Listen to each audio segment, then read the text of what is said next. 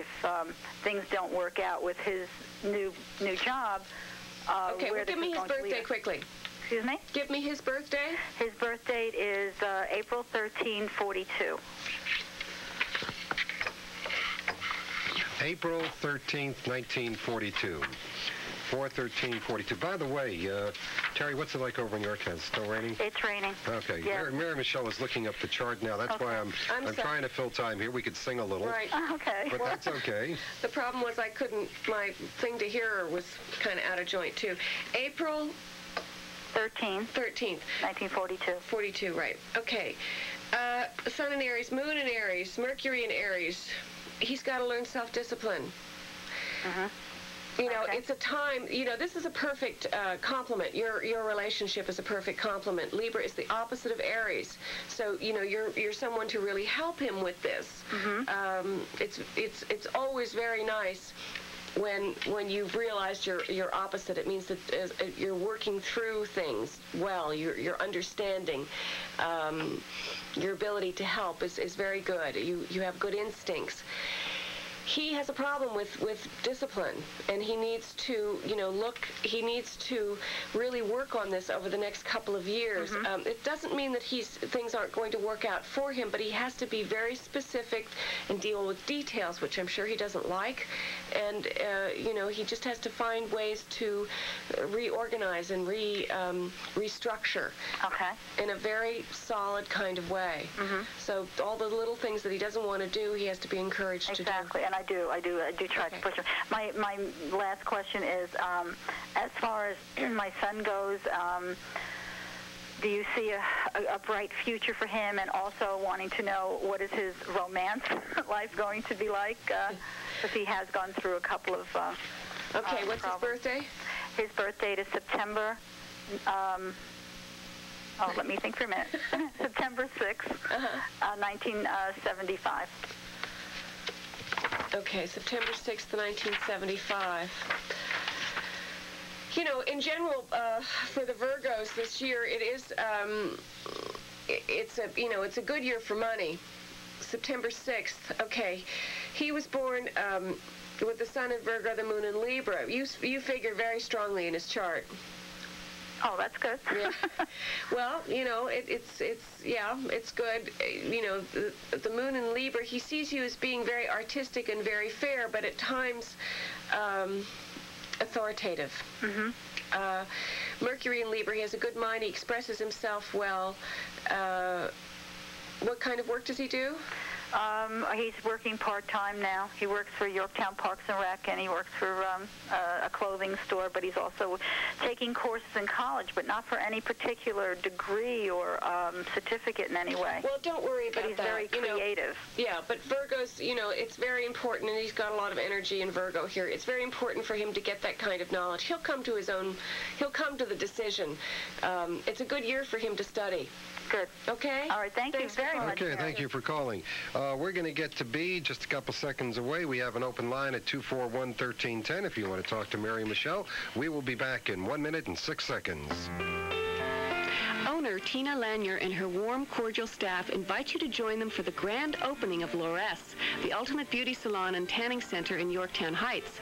Experience and enjoy a relaxing and nurturing day of beauty, the feeling that you get when you are totally and luxuriously pampered from head to toe. Loresse, specializing in the latest unisex hair designs for men, women, and children, offering creative styling and special hair thinning products. Loresse, providing you with 4 comfortable state-of-the-art tanning beds in private rooms. Loresse, for professional nail care, including acrylic, tips, and wraps. Gift certificates and tanning packages are now available, perfect for Mother's Day. So come and share the elegance with Tina and Angel as they gladly cater to your every need. You will be amazed and delighted by the rejuvenated you. You deserve the best, and the best is Loresse. Beauty and tanning, 350 Downing Road, Yorktown Heights, next to the Yorktown Diner. For appointments and consultations, call 245-3733. For tanning only, 245-1800. So here I am singing to Mary Michele, and I forgot to give her the date. B, are you still there? Yes, I am. Oh, I'm glad you've held on. B is calling from Lake Peekskill. Date of birth is June 5th, 1938, 6538. You're on with Mary Michele. Hi, B. Good morning, Mary. How are you? Good. How are you? All right. Did you have a particular question?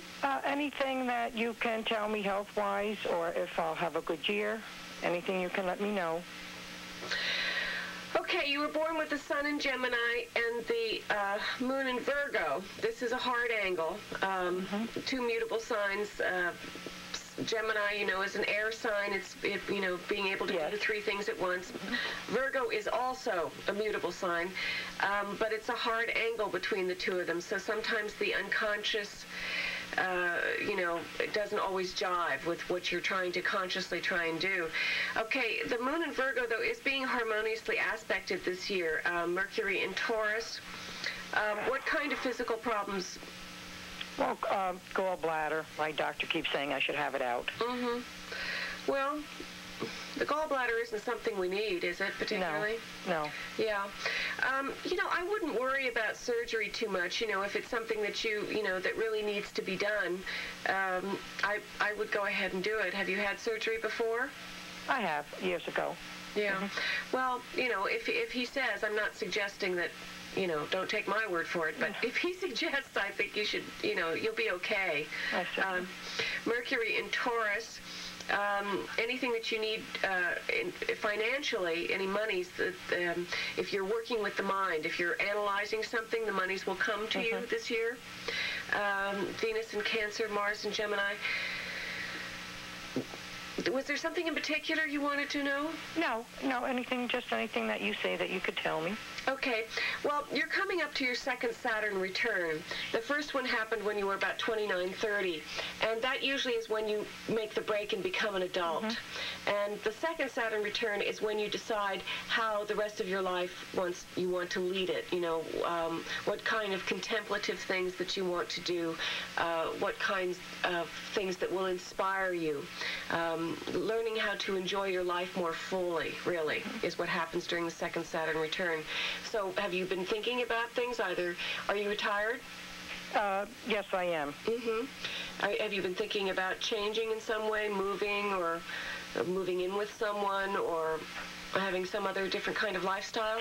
Not moving, but my husband passed away in December, so things have been a little, upsetting. Yeah, I'm sure. Takes a while. It does. Takes a while to get over.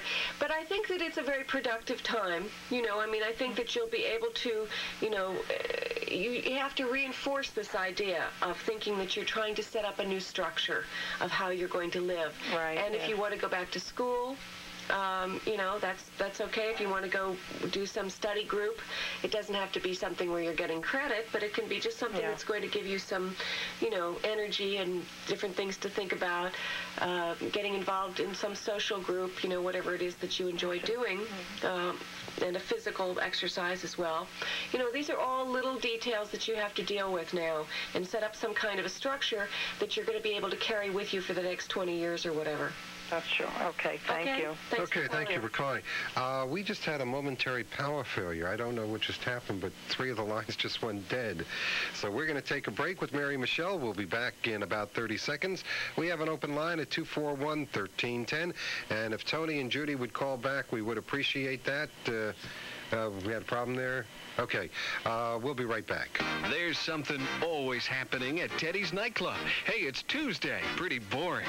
But not at Teddy's, where it's 2 for Tuesdays, with a free hot buffet and 2 for 1 on selected drinks from 4 till 8 p.m. Still the best mental adjustment clearing center in Westchester. If the diagnosis is a tough day at work, 2 for Tuesdays is the perfect antidote. Only at Teddy's Nightclub, located at the Holiday Inn, Mount Kisco. Exit 37 off the Sawmill River Parkway. Teddy's Nightclub at the Holiday Inn, Mount Kisco.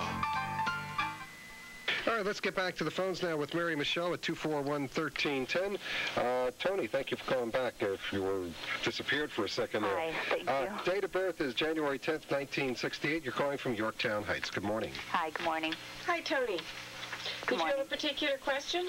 I'd like a general reading, please, perhaps to include health, career.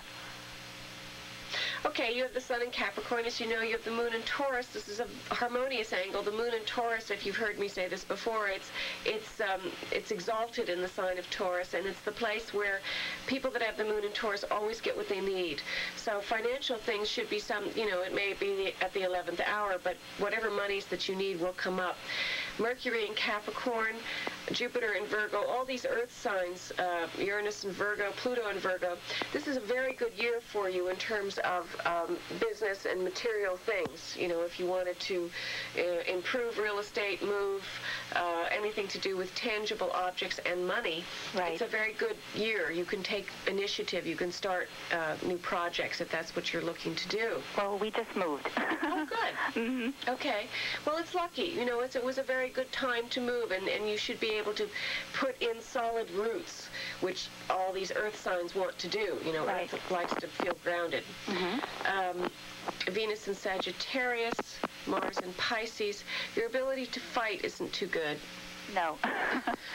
You need to learn how to, but it's been battered for the last couple of years. You're going to feel a little bit better about that. Your ability to, you're going to have more focus in the ways you use your energy and the way that you're able to get angry. And anger is something that one has to reflect on and not be necessarily angry at the fact that we get angry. Anger is something that can be rechanneled, and we all have anger. And it's human. And if you know, the nature of thinking that you can just do away with your anger, in the olden days, that was called hubris. It was putting yourself on the same level as the gods. So you're entitled to your anger and figure out a way to rechannel it, which I'm sure you can do. Well, that's good. Okay. Thanks for calling. Thank you. Thank you for calling. All right, Judy did call back. Thank you very much, Judy. Date of birth is August 19th, 1934, calling from Somers, 8/19/34. You're on with Mary Michele. Hello. Hi there. How are you? Very well. Okay, 34, 8/19/34. Right. Okay. Did you have a particular question? I want to find out how I'm going to be doing financially over the next few years. Okay. You have a lot of fire signs here. The sun in Leo, which is fire, and moon in Sagittarius, which is fire, Mercury in Leo, which is fire, Venus in Leo, fire. Hot stuff. You're hot stuff.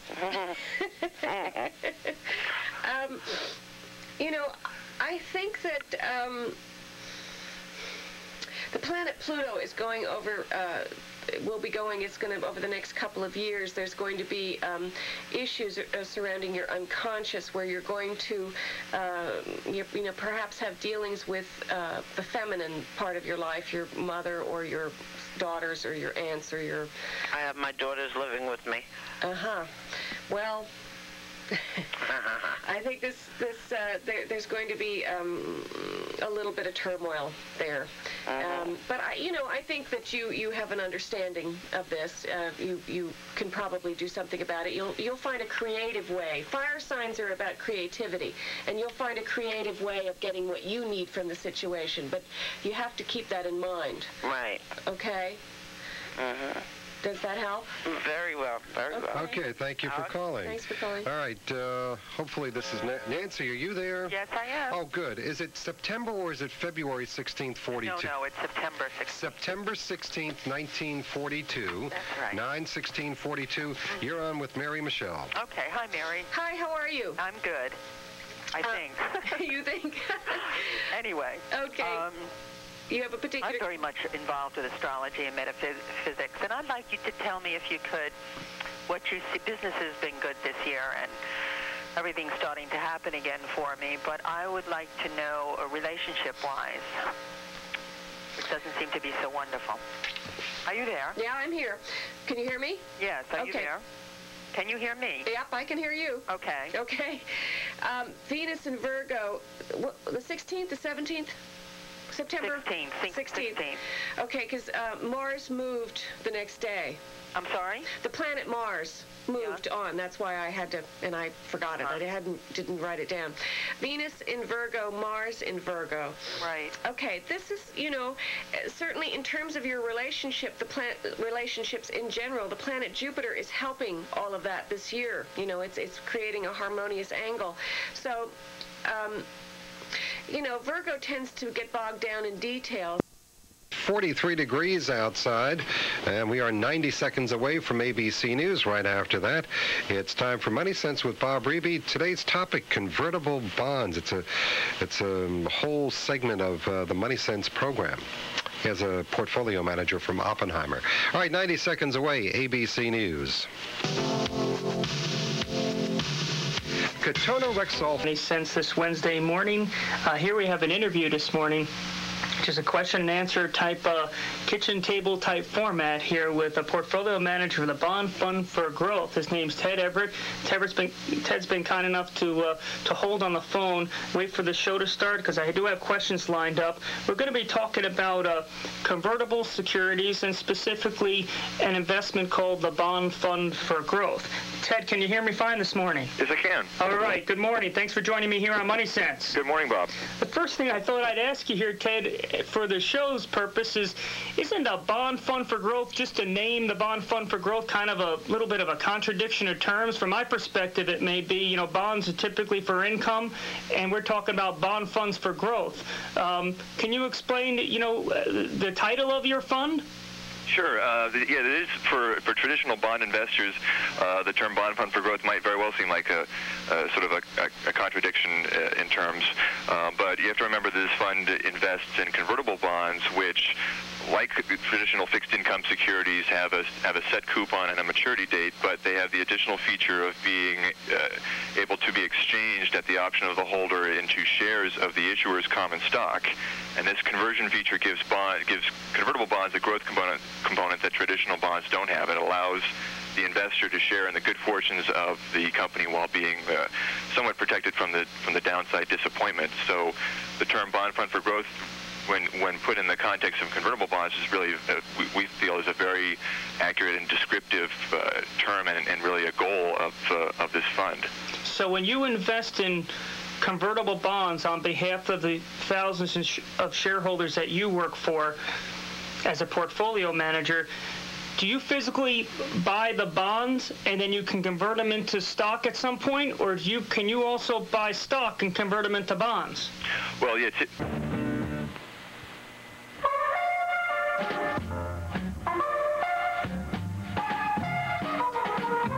And welcome to Meet the VIPs. And of course, today being Monday, it is time for our favorite of favorites. Mary Michele is here, ready to take your calls on astrology at 241-1310. Before we get to the phones, though, I would like to, here it is, the first of a new month. I always say rabbit, rabbit. Well, I think that's sort of interesting. Okay. Years ago, somebody said if you say rabbit, rabbit, then don't say anything until somebody talks to you, then you're going to have a good month.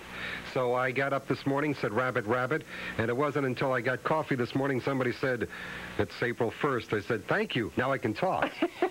Exactly. There is significance to April 1st, isn't there? Well, I think there is, and I think one of the things that you have to do is kind of let your mind wander. And one of the things that I came up with today was the card in the tarot pack.